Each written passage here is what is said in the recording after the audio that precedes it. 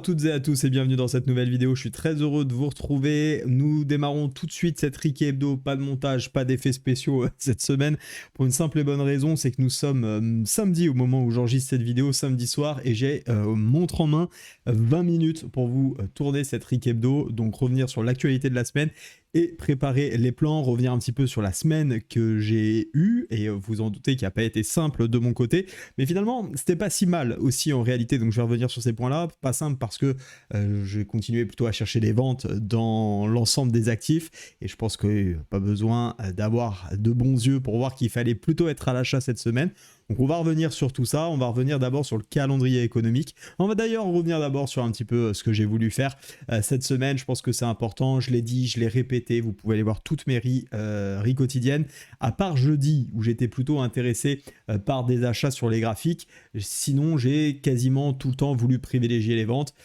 Et forcément, hein, vous le voyez, ça je crois que c'est la bougie de lundi. Lundi, grosse avalanche sur support daily. Et d'ailleurs, 1, 2, 3, 4, 5 bougies vertes. Donc autant vous dire que j'ai, comme on dit, tout fait à l'envers. Maintenant, ce qui est intéressant malgré tout, je trouve, parce qu'il faut toujours trouver, même dans les semaines un petit peu compliquées, des points positifs. Tout comme d'ailleurs dans les semaines plutôt intéressantes, il faut aussi trouver les points d'amélioration. Ce que j'ai trouvé assez intéressant malgré tout dans cette semaine, c'est que finalement, je m'en suis pas trop mal sorti par rapport à mes plans. J'ai eu un break-even et un stop-loss, donc j'ai très peu tradé parce que finalement, comme je cherchais des ventes, vous vous doutez bien que quand on voit les configurations, je suis sur le Dow Jones ici, mais si je vais sur le Nasdaq, il y avait finalement très peu d'opportunités pour entrer à la vente. J'ai eu un signal qui m'a été donné mardi sur le Dow Jones, en réalité, qui m'a sorti donc en stop-loss, et j'ai fait un break-even sur le gold. Donc, en soi, pas une bonne semaine d'un point de vue résultat. On va pas se taper dans les mains et ouvrir le champagne parce qu'on a fait -1. Loin de là. Maintenant, ça reste assez ok en réalité.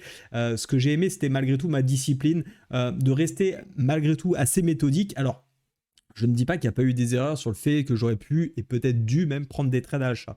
Maintenant, au regard des éléments que j'avais, j'estime que c'était pas forcément non plus forcément intéressant pour moi d'aller chercher les achats. Alors c'est ce qu'il fallait faire hein, parce qu'on a le recul, je vous l'accorde. Maintenant, si m'en tiens à ma méthode et à mes façons de faire, en réalité, il y a des semaines comme ça où effectivement c'est très prononcé à la hausse et j'ai envie d'être à la baisse, eh bien je passe à côté du mouvement et c'est pas grave. C'est pas parce que j'ai pas su trader cette semaine à l'achat que ça va nuire à mon trading sur toutes les semaines qui vont suivre. Au contraire, c'est une semaine qui était pas forcément dans le sens de la tendance. Je m'attends peut-être à ce que la semaine prochaine soit meilleure, c'est pas garanti et on va essayer de voir justement ensemble pourquoi je continue malgré tout à conserver plutôt un biais vendeur.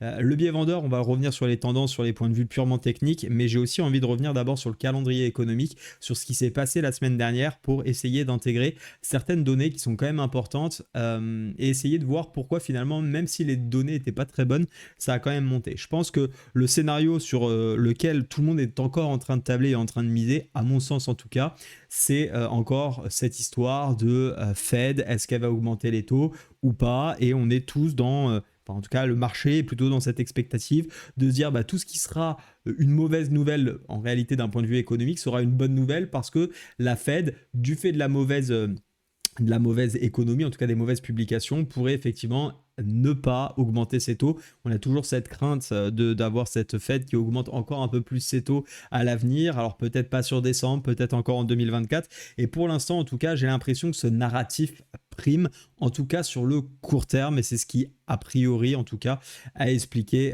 cette hausse cette semaine avec d'autres peut-être informations. J'ai pas trouvé les résultats d'entreprise qu'on a pu avoir absolument exceptionnels. En tout cas, ça n'a pas été vraiment moteur. On a même plutôt eu encore un petit peu comme dans la continuité, et c'est pour ça aussi que j'ai plutôt un biais baissier. Pas mal d'entreprises qui ont annoncé avoir moins de visibilité sur l'avenir, moins de perspectives peut-être de croissance sur les prochains trimestres. Donc, ok, les résultats qui ont été publiés ont été bons, ça a peut-être été apprécié. Maintenant, on fait toujours face à cette incertitude. Et quand on regarde les chiffres économiques, on a par exemple les PMI manufacturiers en Chine qui contractent. Alors certes, ça n'impacte pas directement à 100% notre économie américaine, par exemple pour les indices, mais ça n'empêche que c'est un indicateur qui est assez fort. J'en ai déjà parlé dans les autres Ricky Hebdo, je ne vais pas refaire le sujet là-dessus. Je vous rappelle que j'ai plus que 15 minutes déjà pour finir cette émission. Donc on voit déjà qu'on a sur la Chine une contraction de l'économie au niveau des PMI manufacturiers. On a eu également des PMI moins bons qu'attendus, même s'ils étaient supérieurs la dernière fois sur les PMI services, mais je crois bien que c'était la semaine dernière où on a eu les PMI aux USA qui étaient moins bons qu'attendus. On a eu également des chiffres de l'emploi, et ça, je vous l'ai dit, pour moi, c'est un élément clé à regarder pour voir, en tout cas qui pourrait déclencher une potentielle récession avec d'autres indicateurs combinés. Alors oui, on a une inflation qui a été un petit peu meilleure ces derniers temps. Oui, on a eu un PIB du troisième trimestre qui est sorti de manière plutôt optimiste, enfin, où il y a eu de la croissance, c'est pas de manière, il y a eu de la croissance, mais quand on regarde quand même tout ça, ils sont là, tiens, les PMI, c'était pas la semaine dernière, c'était donc mercredi, pardonnez-moi. On a des PMI manufacturiers également en baisse. On a moins de création d'emplois en tout cas qu'attendu, même si c'est supérieur par rapport au mois précédent. On a ici plus d'inscriptions hebdomadaires au chômage que le mois précédent et que par rapport aux attentes. On a également un salaire au moyen qui diminue. Attention, on a de l'inflation, je vous le rappelle. On a également des créations d'emplois dans le secteur non agricole qui sont inférieures aux attentes et largement inférieures à ce qui avait été fait le mois précédent. On a un taux de chômage qui augmente très légèrement, mais qui augmente. Des PMI services, on en a parlé, qui contractent un petit peu par rapport aux attentes. Donc en réalité, si on fait le point et on fait une overview, pour moi, il n'y a rien d'exceptionnel. Il n'y a rien qui a vraiment motivé cette hausse et je pense que c'est important de vraiment dézoomer et c'est ce qu'on va faire tout de suite sur nos graphiques. Quand on dézoome, on est bien dans ce canal baissier et on revient finalement dans ce haut de canal baissier et on pourrait s'attendre, pourquoi pas, à avoir justement une réaction sur le début de la semaine prochaine, peut-être à la baisse. Alors ce qu'on peut très bien faire aussi, c'est poursuivre à la hausse jusqu'au dernier sommet, les derniers plus hauts qui traînent ici sur le niveau des 15 400, notamment sur le Nasdaq, pour aller derrière, rechercher et plonger beaucoup plus bas. C'est un scénario que j'envisage, mais je serais aussi assez friand, assez partant. Alors pas là directement sur le daily et peut-être pas lundi, parce que là pour le moment, et quoique, regardez la bougie 4 heures qu'on a pour le moment, quand même un joli doji, jolie hésitation. Alors c'est la dernière bougie de la semaine, on est prudent là-dessus, on verra un petit peu ce que ça donne, mais on est quand même en surachat. On a des bougies ici de prise de bénéfices qui sont assez claires sur quasiment la dernière bougie de la semaine. Est-ce qu'on aura envie de continuer la semaine prochaine sur une telle tendance au regard des publications économiques qu'on a eues cette semaine? Je pose la question, j'ai bien évidemment pas la réponse.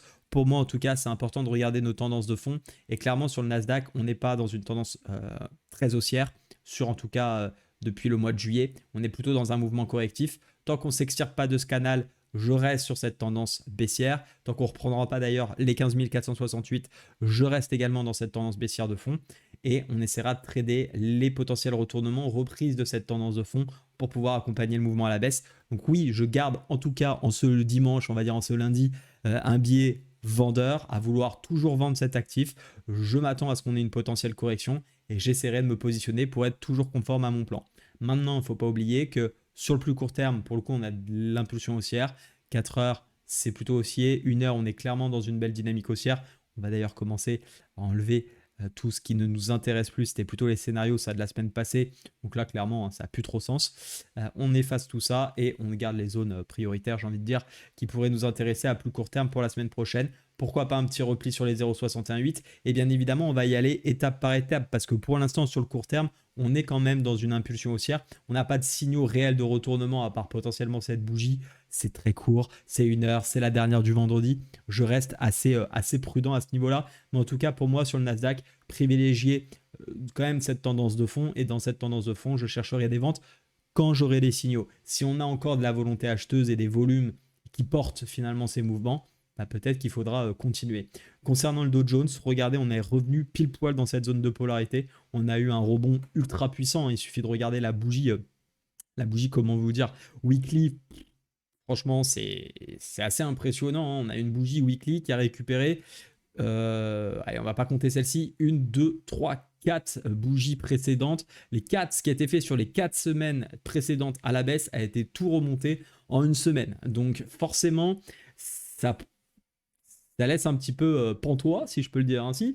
Je ne sais pas exactement de quoi demain sera fait. Si on regarde de manière un peu plus globale, qu'on commence à retirer les niveaux un petit peu intermédiaires, qu'on cherche à travailler en day trading, j'ai juste gardé celui-ci, on enlève cette oblique parce qu'elle n'a plus trop de sens. Finalement, est-ce qu'on n'est pas dans un sorte de pseudo-range? Alors, les ranges, on peut les déterminer sur plusieurs étapes. Par exemple, pourquoi pas ce gros range avec ici une zone intermédiaire, je n'en sais rien. On serait ici du coup éventuellement sur le milieu de range, donc une zone assez intéressante qui est polarité, hein, elle est très claire, elle est très nette. Et donc, de fait, quand je regarde cette impulsion baissière ici en weekly et que je regarde en daily, malgré tout, en daily, tant qu'on ne reprendra pas ce niveau-là, qui était d'ailleurs le niveau qui avait repoussé le Dow Jones à la baisse, bah, je reste assez intéressé pour vendre encore une fois cette zone-là parce que le contexte fondamental, les zones techniques font qu'on revient sur des grosses zones de résistance. On a une belle épaule tête-épaule qui a fait son objectif, mais qui pour le coup, malgré tout, la neckline, alors soit on prend la neckline horizontale, soit effectivement on a aussi le droit de se dire, bah, est-ce que la neckline, ça serait pas plutôt celle-ci avec cette épaule ici, cette tête, cette épaule. C'est possible.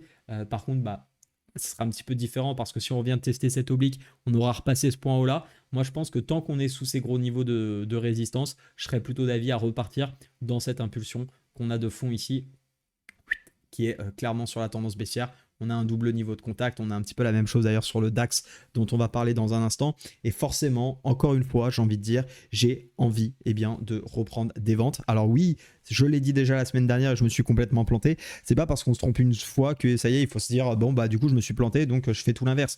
Non, je pense qu'au contraire, il faut continuer à appuyer sur les choses qu'on sait faire. Et moi, ce que je sais faire, c'est suivre mes tendances de fond. Alors certes, quand il y a des rebonds, bah, ça marche moins bien.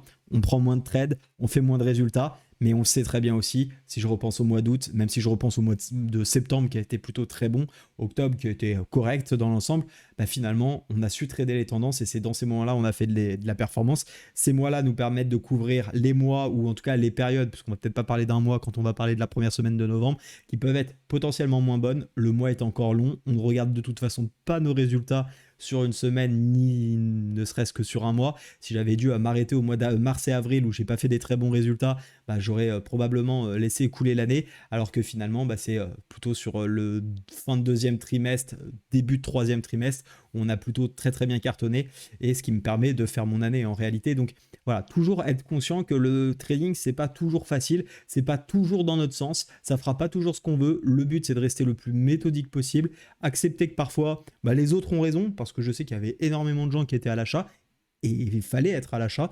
Moi, j'ai pas forcément eu envie de le faire pour les raisons fondamentales, pour les raisons techniques. Mais voilà, il s'avère que ces avalanches qu'on avait eues en daily lundi, que ce soit sur le Dow Jones ou le Nasdaq, étaient un réel signal de retournement. Et effectivement, il fallait trader. Bravo à ceux qui ont su faire ça. Ça ne m'empêchera pas lundi de continuer à chercher des ventes sur ces niveaux au regard du contexte fondamental que nous avons.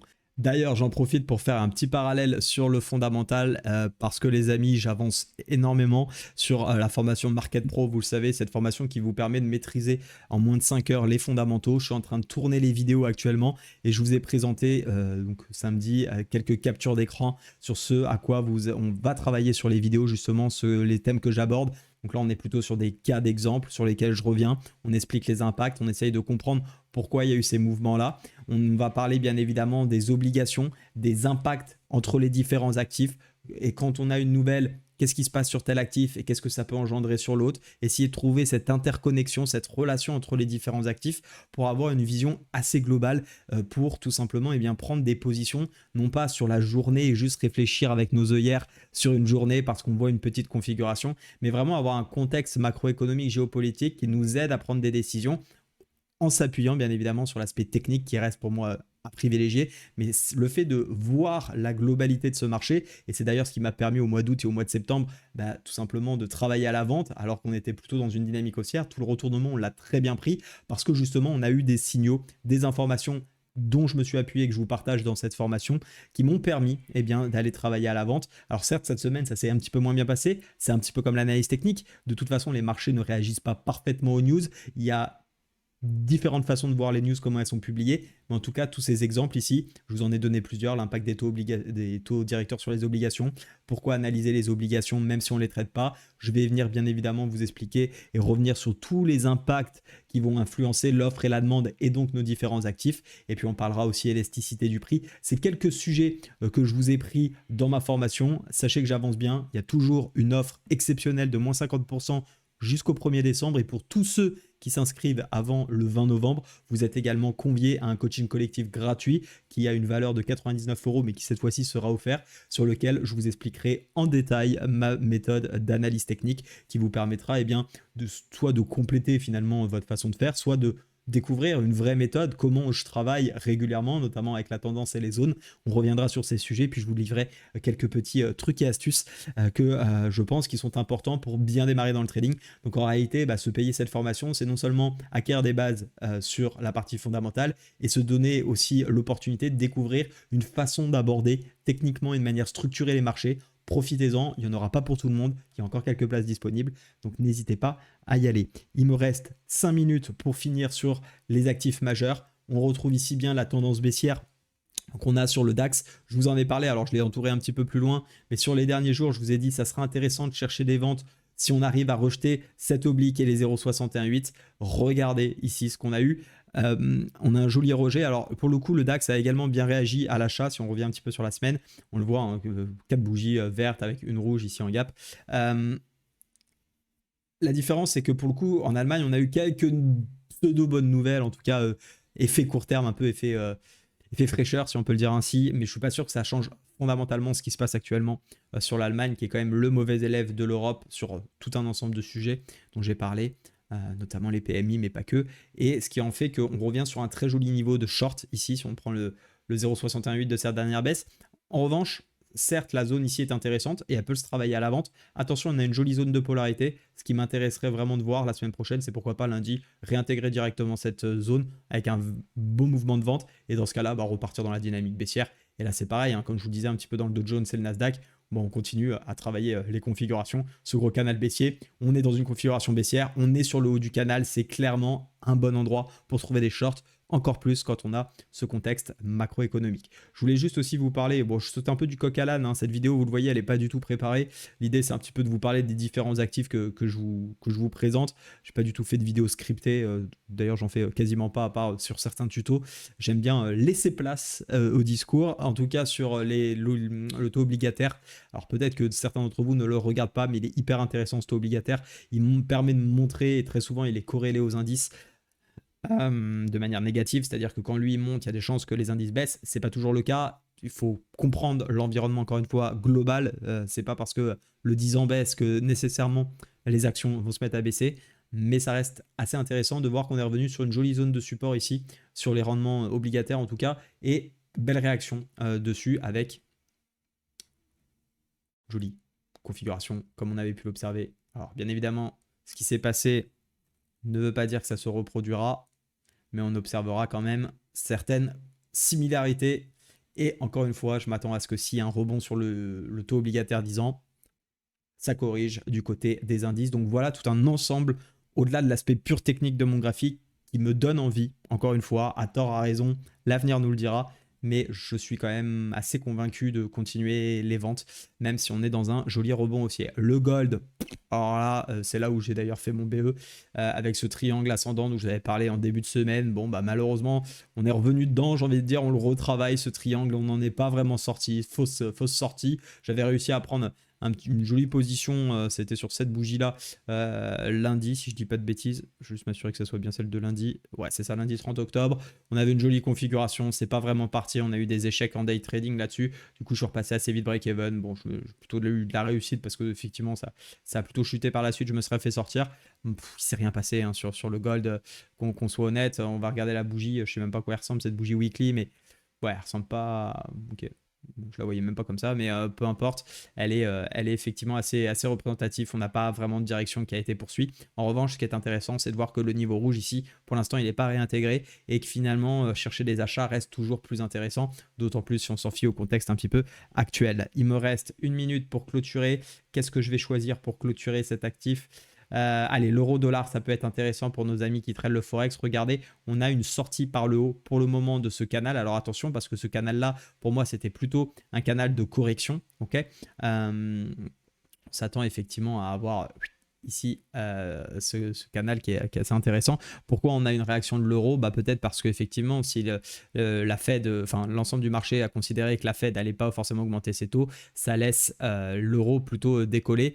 Peut-être pour ces raisons-là, je n'ai pas forcément l'explication à proprement dire. En tout cas, intéressant de voir qu'on est sorti, à voir si on arrivera à refranchir cette zone de polarité ici assez intéressante sur les 1,075. Et si c'est le cas, et bien dans ce cas-là, il faudra à mon avis repasser à l'achat parce qu'on aura donc eu notre notre gros niveau weekly, si on se remet sur les grosses unités de temps, notre gros niveau weekly ici qui a très clairement tenu. Et d'ailleurs, elle est plutôt belle cette bougie d'impulsion. Waouh, quelle belle bougie. Et ça montre quand même une volonté de repartir plutôt à l'achat et donc travailler les zones successives sur l'euro-dollar. Voilà pour cette recap. J'espère que ça vous a plu. J'espère que vous allez en tirer des choses. Elle n'était pas vraiment structurée, mais au moins vous avez mes plans pour la semaine prochaine. Je continue de vendre sur les indices à tort ou à raison. Et bien évidemment, on s'adaptera en fonction de ce qu'on observera au fil des jours. Je vous souhaite une bonne fin de dimanche et je vous retrouve dès demain pour une nouvelle récap quotidienne. Ciao.